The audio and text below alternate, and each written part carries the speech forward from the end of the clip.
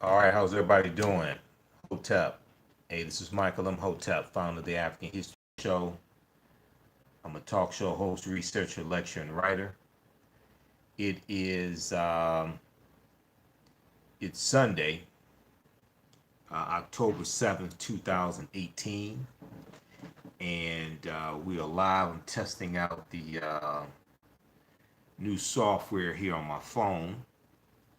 I did an update to the YouTube software, but I'm testing this out because I will be broadcasting the African History Network show Sunday, October 7th, 9 p.m. to 11 p.m. Eastern Standard Time. And this is a preview of some of the topics that we're going to talk about tonight. So I'm on 9:10 a.m. the Superstation WFDF in Detroit. Many of you know that. So we're going to broadcast on Facebook. We're going to broadcast on Facebook Live, the African History Network, and we'll broadcast here on YouTube, Michael M. Hotep, on YouTube. Okay, so I'll be broadcasting from my phone. All right, so here's some of the topics that we're going to deal with tonight. First of all, we'll talk about Officer Jason Van Dyke in Chicago was found guilty of second-degree murder for the killing of Laquan McDonald. In Chicago, we know that this was a huge case in Chicago. We know that the former Cook County State's Attorney, Anita Alvarez, we know that she withheld the videotape of the killing for about 400 days. Took her 400 days to file charges against Officer Jason Van Dyke. We know that the mayor of Chicago, Rahm Emanuel, didn't want the tape released until after the last mayoral election. So he was found guilty on Friday, October 6th. Okay. And we're going to talk about this some on the show Sunday night, 9 p.m. to 11 p.m. Eastern Standard Time, the African History Network show. And he was sentenced. Well, he hasn't been sentenced yet. He's going to be sentenced later this month. He was found guilty of second-degree murder, and he was also found guilty on 16 counts of aggravated battery. Okay. And we don't know what his sentence is going to be. We know that the second-degree murder charge carries a sentence of up to 20 years in prison, and each of the 16 counts of aggravated battery carries a sentence of 6 to 30 years. Now, his attorney asked for the aggravated battery charge, for the sentence for aggravated battery. He asked for that to be consecutive as opposed to concurrent. He asked for that to be concurrent as opposed to consecutive, meaning that all of the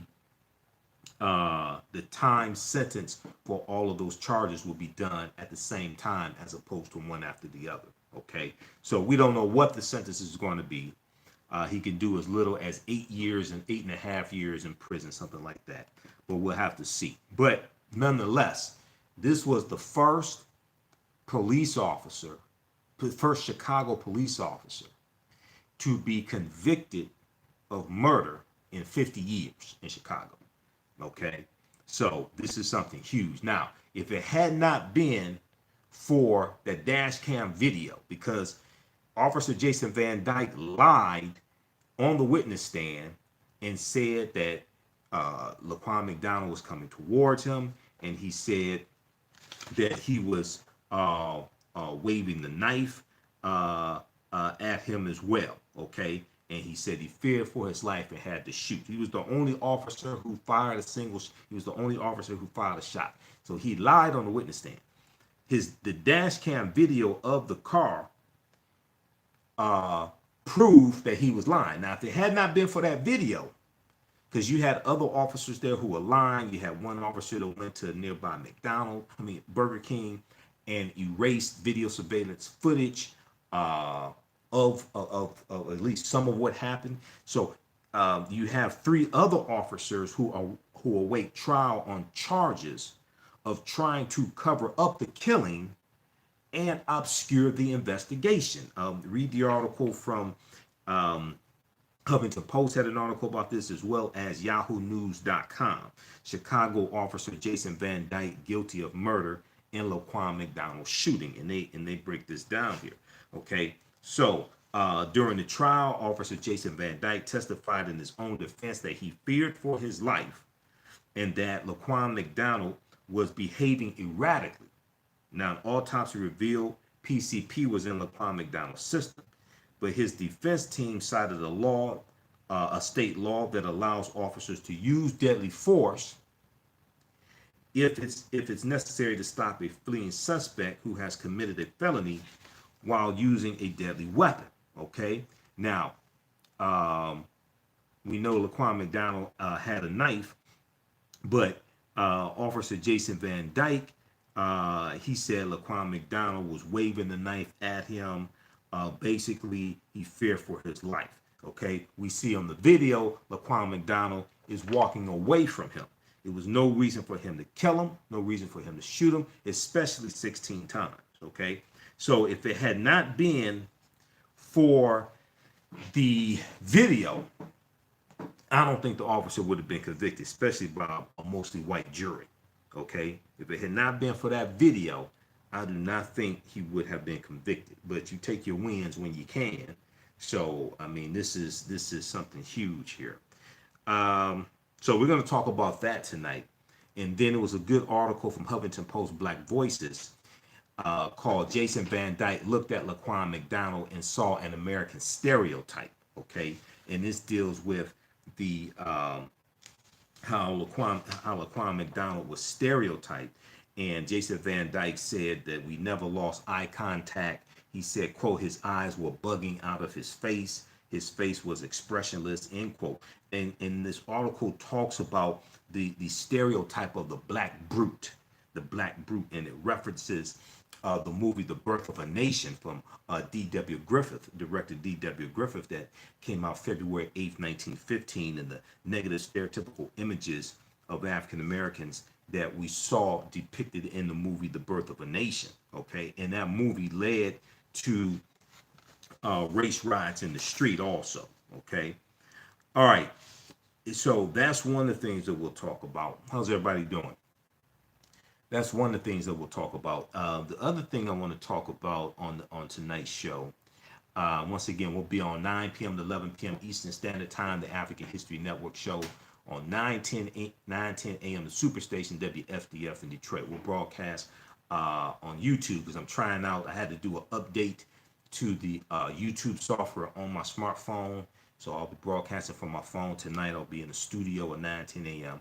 So we're going to try to we'll try to broadcast from the phone, and we'll broadcast on our Facebook fan page, The African History Network, The African History Network on Facebook. Okay, Daniel, how you doing? And the other person can't see who it was. How you doing? Good evening. Good night. Okay, so we'll talk about that. We'll do an update on the Botham Shem John case out of Dallas, Texas.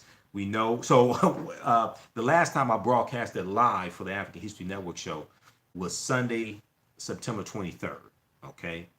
And that's here on YouTube. You can check that out. Be sure to follow us here on our YouTube channel, Michael M. Hotep, IMHOTEP on YouTube, okay? Be sure to follow us here. The next day, she was fired, okay? Fired by Dallas Police Chief Renee Hall, okay? So we'll talk a little bit about that.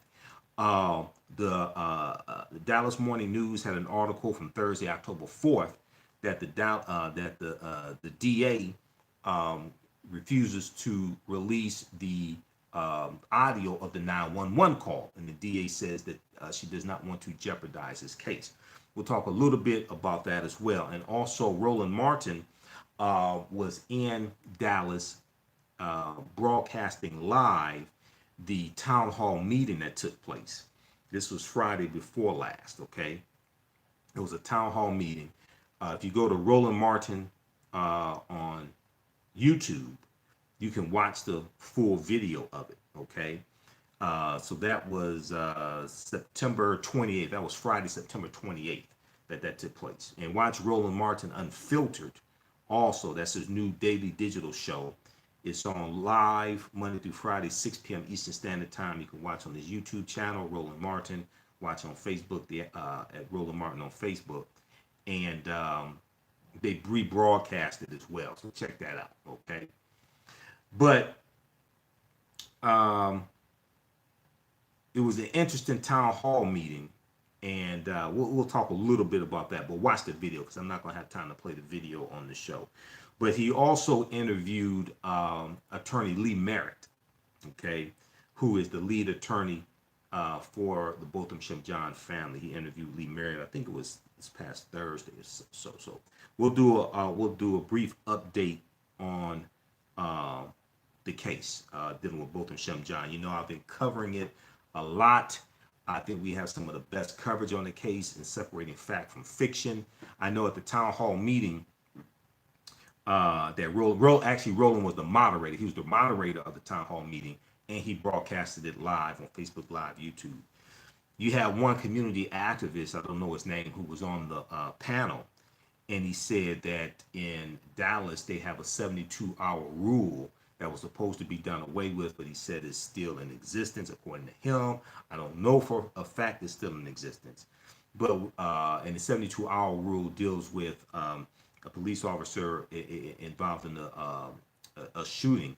An officer involved in a shooting has 72 hours before they can be questioned.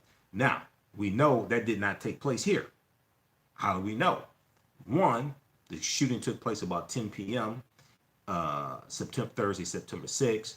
Friday, September 7th, the police chief, Renee Hall, held a press conference saying that they were getting an arrest warrant and they were going to charge the officer with manslaughter. The officer, Amber Geiger, had given an affidavit. She had been interviewed with and given statements that made up the affidavit. That was Friday, September 7th. So the 72-hour rule did not apply here. Okay. And I've read both affidavits. I read the affidavit from the Dallas Police Department as well as the one from the Texas Rangers. They both were done Friday, September 7th. So if the 72-hour rule is still in effect, and I don't know it is, it did not play a part here. Okay, just so we understand that. All right, so we'll do an update on that case. And then we'll talk some about what's going on at the Charles H. Wright Museum of African American History in Detroit. There's an attempt to water down a lot of the programming at the museum. There's a takeover of the museum taking place by members of the board. We'll talk about that. There's a controversial exhibit coming to the Charles H. Wright Museum of African American History. Those around the country, you saw that's where Aretha Franklin's body was on display for 2 days, okay? And thousands of people came through to view her body. That's at the Charles H. Wright Museum of African American History. Well, we'll have two people on Sunday night who are involved in the effort to save the Charles H. Wright Museum and to keep the programming, the different programs and the speakers that we have coming in, and keep it from being watered down. And there's a lot of people are complaining about a exhibit coming to the museum, a new traveling exhibit. I'm looking at an email here about it. A new traveling exhibit coming to the museum that highlights Thomas Jefferson's legacy of slavery. Okay, and blackamericaweb.com has an article about this. I know the committee to save the museum has sent information out about this, but I'll give you the name of the article from Black America Web. So we know Thomas Jefferson wrote the majority of the U.S. Constitution. We also know he was a slave owner. He owned at least 150 slaves in his lifetime, somewhere between 150 to 200.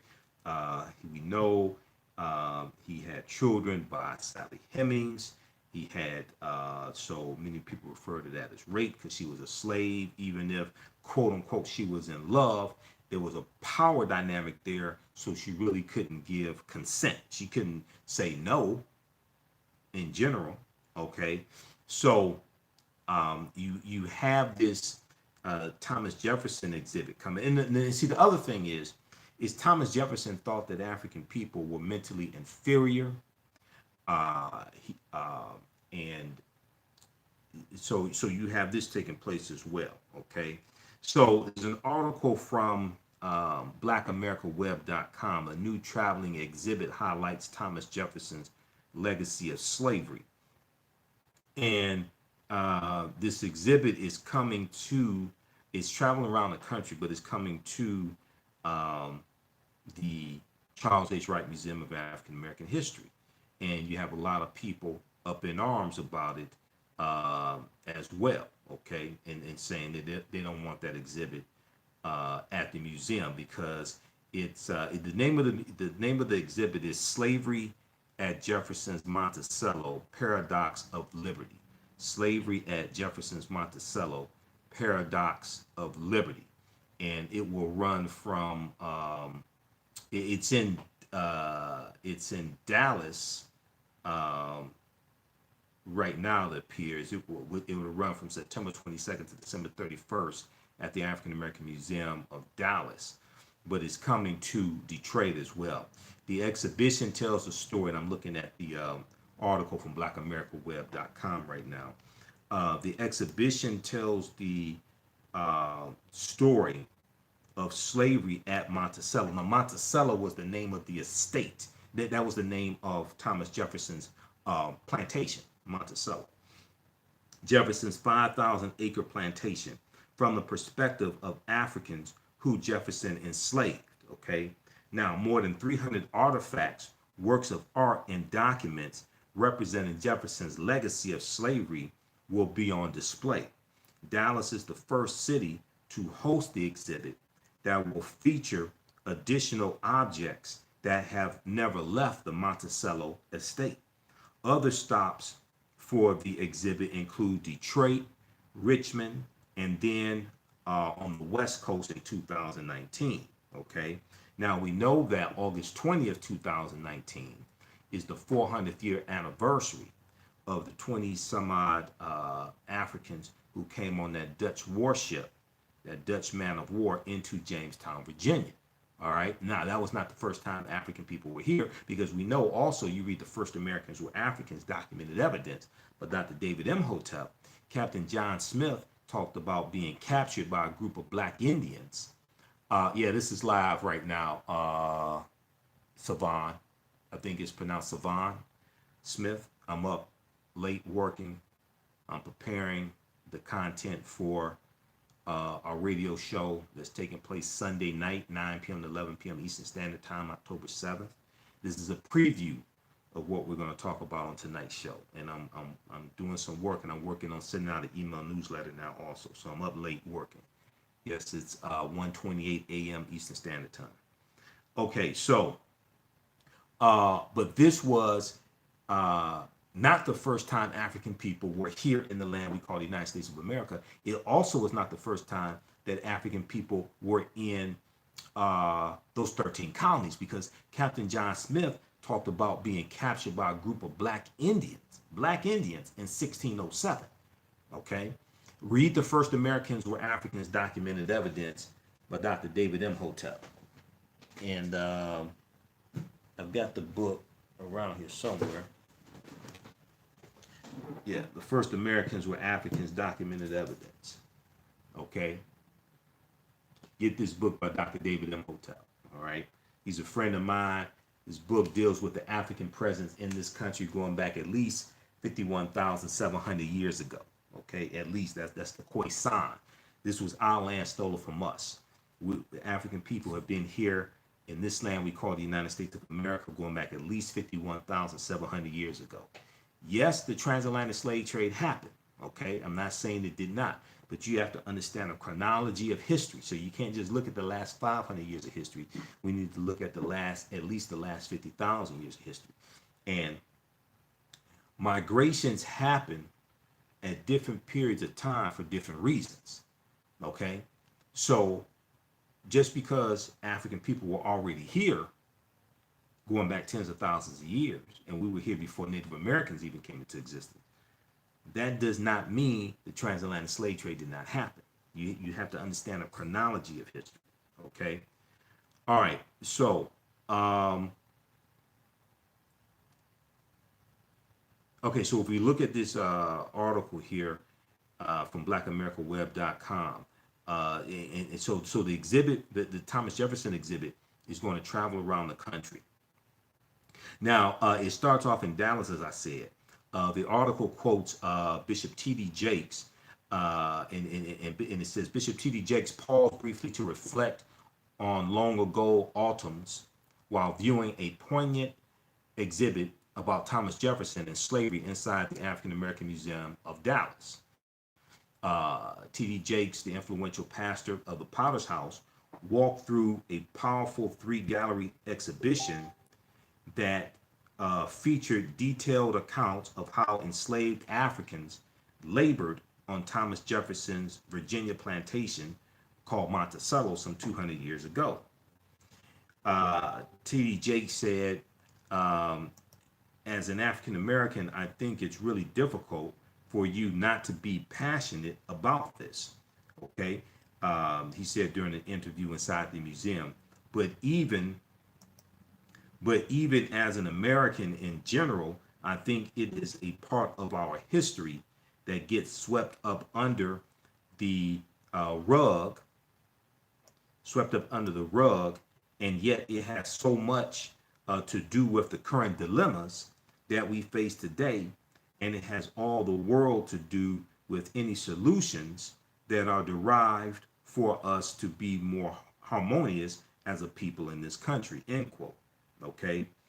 Now, T.D. Jakes is the honorary co-chair of the new traveling exhibit. And once again, it's called Slavery at Jefferson's Monticello, Paradox of Liberty. Paradox of Liberty. And the paradox is, here Jefferson is writing the U.S. Constitution, and he's writing about liberty, and he's writing about freedoms and things like this, while at the same time, he's condoning slavery, and he's enslaving African people and depriving them from the liberties that he is talking about, and depriving them of the protection of the Constitution as well.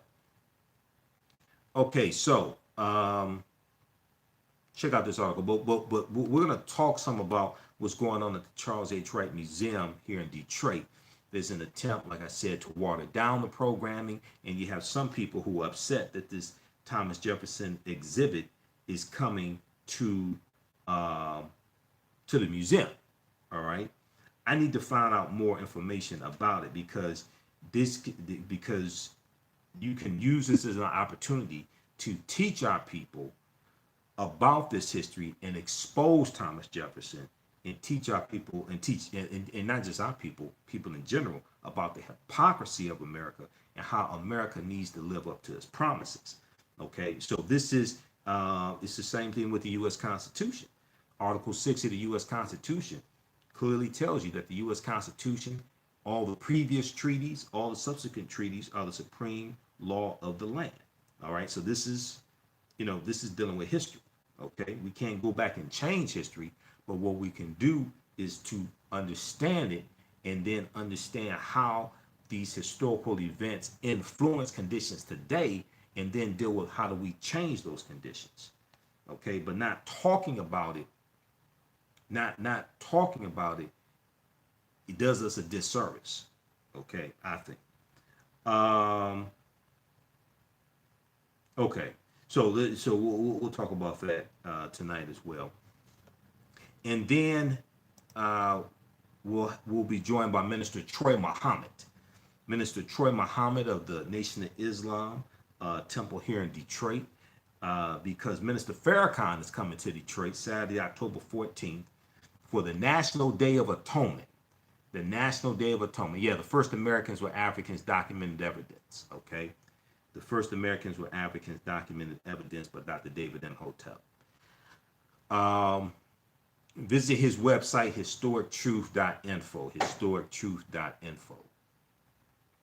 Okay, so the National Day of Atonement, which is commemorating the anniversary of the Million Man March, okay, is taking place in Detroit at what used to be called Shane Park, which is now Aretha Franklin Park. It's taking place Saturday, October 14th. So we're going to have Minister Troy Muhammad from the Nation of Islam here in Detroit to talk about the National Day of Atonement, what it's about, and why you should be there. Okay, so we'll have them on this Sunday. We'll have them on tonight. Once again, I'm on 9 p.m. to 11 p.m. Eastern Standard Time. The African History Network show on 9:10 a.m. the Superstation in Detroit. We'll broadcast here on Facebook Live as well. So we'll discuss that, and then I want to talk about. Let me see. I'm looking at the rundown here of the show, and I'm narrowing down these topics because I only have 2 hours for the show. Okay. I want to deal with. We know that we're about 30 days away from midterm elections. Okay. I'll talk about Brett Kavanaugh a little bit, but that's an example of how elections have consequences. Brett Kavanaugh, and all of this stuff not being confirmed about him, a sham of an investigation by the FBI. The investigation, the scope of it was controlled by White House counsel Don McGahn, from my understanding. Okay, you had about at least 30 witnesses who, 30 witnesses who were not interviewed. Okay, you had Dr. Christine Blasey Ford. She was not interviewed by the FBI. Brett Kavanaugh was not interviewed by the FBI. The whole thing was a sham.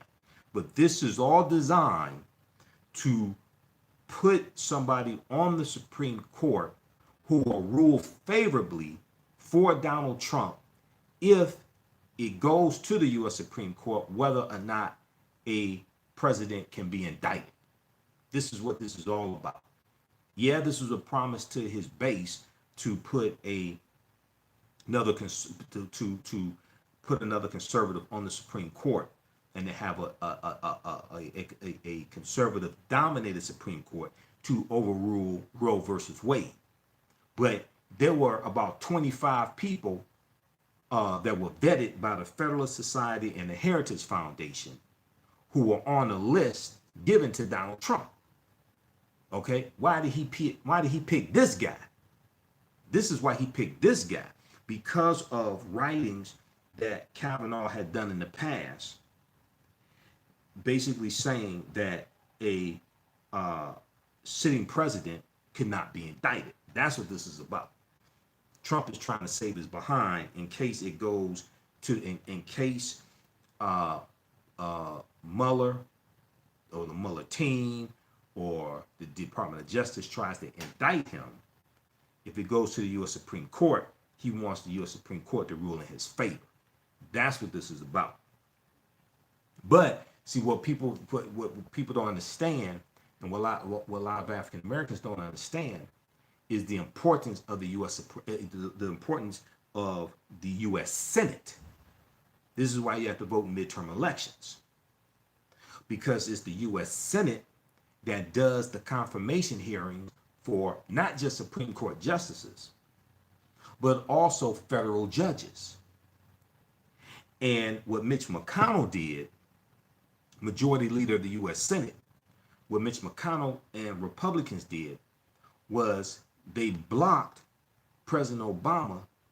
They blocked President Obama's nominations to the federal bench. So there were something like 107 federal bench openings when Trump became president, not because President Obama didn't do nominations, but because the Republicans, because they had control of the U.S. Senate, then that means they have control over the Senate Judiciary Committee and all the committees. Okay? They have control over all of the committees. So they blocked his nominations, which left about 107 federal bench openings for Trump to fill. And what Trump is doing is he's nominating very young, ultra-conservative white males to these federal bench positions. And a lot of them are being confirmed, okay? And that's a lifetime appointment. That's a lifetime appointment. So a lot of times African Americans will focus on the president, But you don't focus on the two branches of Congress, because the two branches of Congress are co-equal branches of the government. The U.S. Senate is extremely important, okay? Because we don't understand the confirmation hearings, and we don't even talk about the federal bench, because Trump is changing the landscape of the federal bench. So we have to understand this. Politics impacts every aspect of your life. I'm all for economic empowerment and all that stuff, but politics impacts economic empowerment. We don't understand the relationship. Politics is the legal distribution of scarce wealth, power, and resources, and the writing of laws, statutes, ordinances, amendments, and treaties, the adoption, interpretation, and enforcement. Once again, politics is the legal distribution of scarce wealth, power, and resources, and the writing of laws, statutes, ordinances, amendments, and treaties, their adoption, interpretation, and enforcement. Okay, so we have to be smarter than this.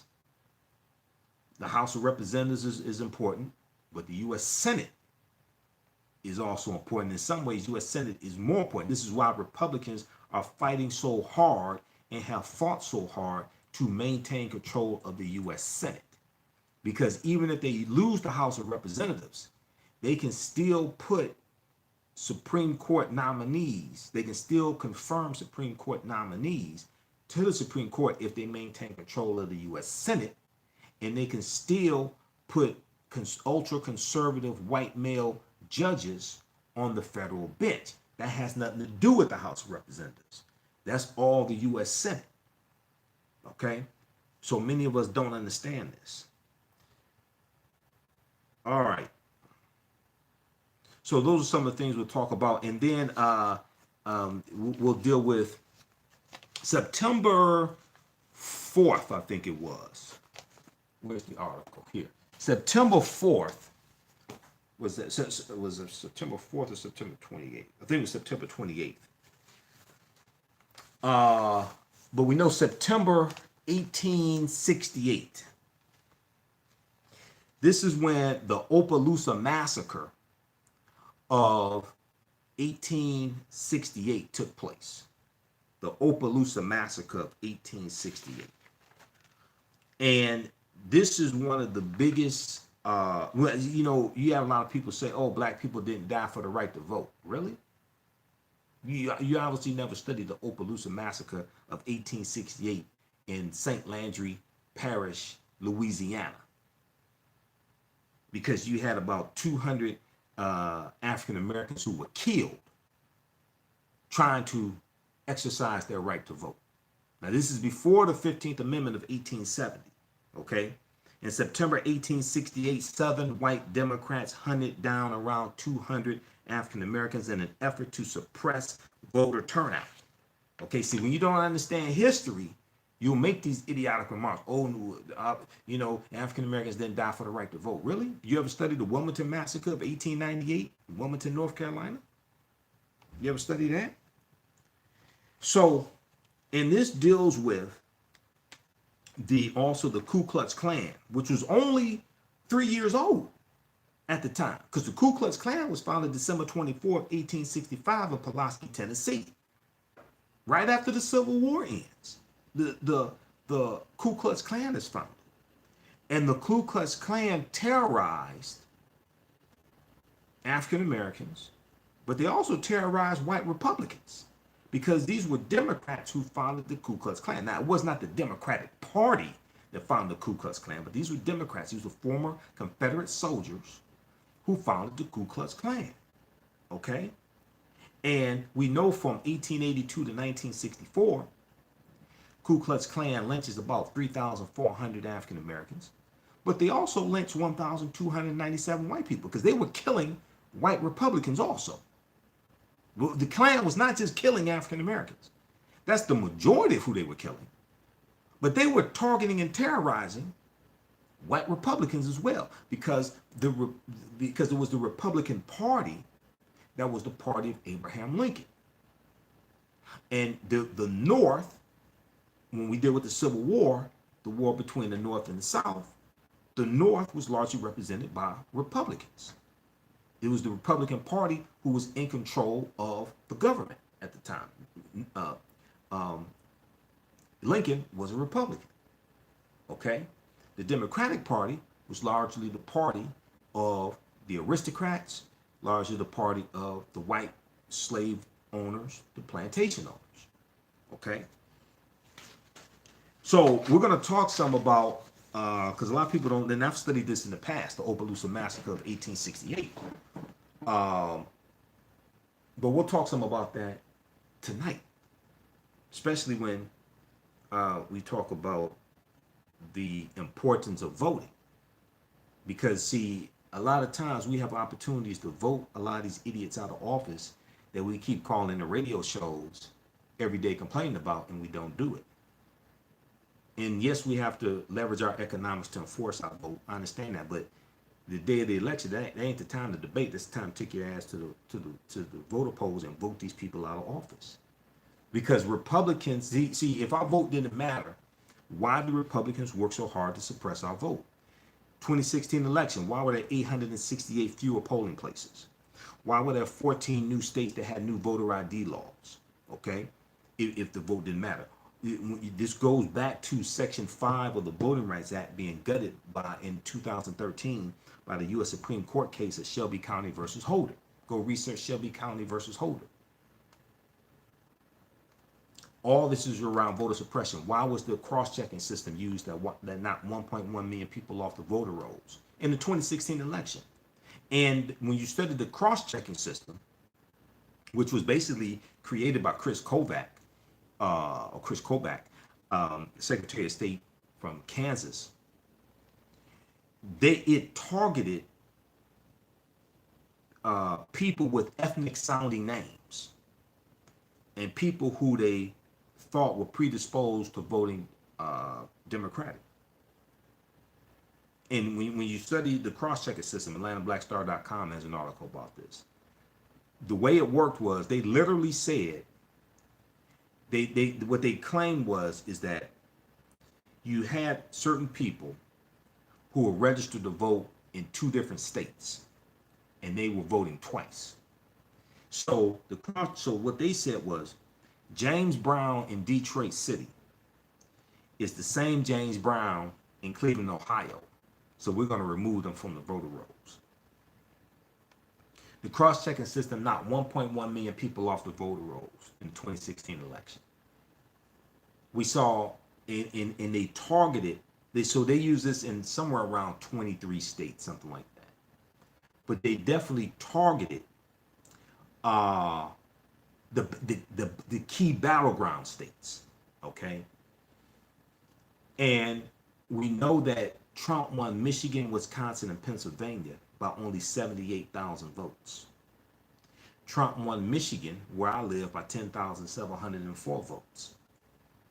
The cross-checking system knocked 54,000 people off the voter rolls in Michigan. Okay, see, I do a lecture called African American Resistance in the Era of Donald Trump: Voter Suppression, Reparations, and How Elections Have Consequences. So I've done the research on this. This is how I know this. But many of our people still don't understand this. Okay, so Republicans fear our vote more than we value our vote, and they work to engage in rampant voter suppression. If your vote didn't matter, why are they working so hard to keep you from voting? Why are they working so hard to suppress the African American vote? So we'll talk about the deadliest massacre in Reconstruction era, the Opelousas Massacre of 1868 in Opelousas, Louisiana. All right, this is a deep, deep piece of history that many of our people don't know. And it wasn't just the Ku Klux Klan that was attacking African Americans. There were other Ku Klux Klan-like groups, like the Night of the White Camellia. The Night of the White Camellia. Here's an excerpt. Let's see. Those editorials spurred Democrats to action and instigated violence everywhere, wrote Warmoth in his book War, Politics, and Reconstruction, Stormy Days in Louisiana. Quote, secret democratic organizations were formed and all armed. We had the Knights of the White Camellia, the Ku Klux Klan, and an Italian organization called the Innocents, who nightly paraded the streets of New Orleans and the roads in the country parishes, producing terror among the Republicans. Because see, you gotta study this history. The Klan were not just killing African Americans, even though that's the majority of who they were killing. They were killing and terrorizing white Republicans also. The vigilante groups were so widespread that they often included nearly every white man in the region. One Democratic newspaper editor estimated that more than 3,000 men belonged to the Knights of the White Camellia of St. Landry Parish, which is in Louisiana, an area that included only 13,776 white people in total, including women and children. With the approach of the presidential elections in November of 1868, the tension only increased. On September 13th, the Republicans held a meeting in the town of Washington, not far from Opelousas, and found streets lined with armed Seymour Knights, Seymour Knights. That was another white domestic terrorist organization, the Seymour Knights as well. A misfired rifle nearly caused a riot to break out, but in the end, everyone departed peacefully. Though the Democrats threatened, his name was Edward Bentley, I think was his name. Emerson Bentley, EB. Emerson Bentley. Emerson Bentley was an 18-year-old white male school teacher. He was a Republican, and he was teaching African American students. Okay, this is after the Civil War ends. This is during the Reconstruction era, and he was terrorized by the Klan and white Democrats. Okay.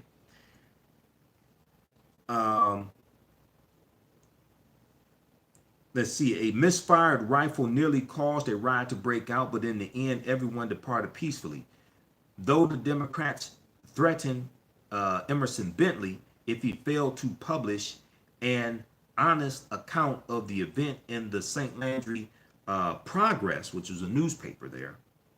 Sure enough, they used Bentley's account in which he wrote the men had been intimidating the Republicans to instigate a wave of violence on September 28th, 1868. Yeah, that's when it really broke out, September 28th, 1868. But there are incidents in the month of September that led up to the Opelousas massacre taking place. Okay, but this all centered around African Americans exercising their right to vote. This is what this was. Emerson Bentley, an 18-year-old who worked as one of the editors of the Republican newspaper, the St. Landry Progress, was one of the few white Republicans in the Louisiana parish of St. Landry. He and others came to the region to assist recently emancipated African Americans find jobs, access education, and become politically active. With Louisiana passing a new state constitution in April of 1868 that included male enfranchisement and access to state schools regardless of color, Emerson Bentley had reason to feel optimistic about the state's future. So male enfranchisement is dealing with all men being able to vote, and in this case, this included African American men being able to vote also. All right, so we'll deal with that because that's a really, really important piece of history. We'll deal with that on tonight's show as well. Hey, everybody, visit our website, AfricanHistoryNetwork.com, AfricanHistoryNetwork.com, okay? If you like this type of information, my DVD lectures are there. We have online courses that I teach that are all on demand. We have a bundle pack, a 10-course online bundle pack. It's on sale, $60, regularly $130, and includes ancient Kemet, the Moors, and the Ma'afa, understanding the transatlantic slave trade, what they didn't teach you in school. That's a 14-hour, 7-session online course that I teach. They're all on demand. Watch at your own pace. And then also you can donate to the African History Network as well. Click on the yellow donate button, or go to PayPal, paypal.me, paypal.me /the AHN show. You can donate to the African History Network because that helps support us. That helps us to keep doing the research, stay on the air, pay the bills, etc. Okay. All right. So look, I have to get out of here. I'm working on this email newsletter, and I'm pulling together the content for tonight's show. Once again, we'll be on Sunday, October 7th, 2018, 9 p.m. to 11 p.m. Eastern Standard Time, the African History Network show. We'll broadcast on Facebook, our Facebook fan page, the African History Network. We'll broadcast here on YouTube, Michael M. Hotep on YouTube. Be sure to follow us on YouTube and click on the click on the bell symbol, so you get a notification when we go live and post new videos. And we broadcast on 9:10 a.m. WFDF, the superstation out of Detroit. So you'll see me live in the studio. If you're in the Detroit area, you can listen on. You can listen on the radio, or you can also go to 9:10 a.m. superstation.com, and you can listen to the show. You can watch the show live there as well. But we'll be broadcasting live on Facebook, the African History Network on Facebook, my personal page, Michael M. Hotep, on Facebook, and YouTube, Michael M. Hotep as well. Okay. So those in Philadelphia, how you all doing? I was in Philadelphia last weekend for the All Black National Convention that Dr. Boyce Watkins does. So I met a lot of my listeners there. Thanks to everybody who came out. Be sure to visit our website, AfricanHistoryNetwork.com, AfricanHistoryNetwork.com. Also, I forgot to tell you, hey, if you are an African American business owner and you want to advertise with the African History Network on the podcast of our shows, because you can listen to our podcast at AfricanHistoryNetwork.com, and we're on 6 different podcast platforms. We have a special promotion for limited time only. The first month is only $100. It's regularly $200, but first month is only $100. You can advertise on the podcast of our shows. We reach thousands of people on a weekly basis. Email us at customerservice@AfricanHistoryNetwork.com, customerservice@AfricanHistoryNetwork.com. Okay. All right. Hey, remember at the African History Network, we focus on educating, empowering, and inspiring people of African descent throughout the diaspora and around the world, because right knowledge corrects wrong behavior. It's not over till we win. Wakanda forever. And we'll talk to you next time. Peace.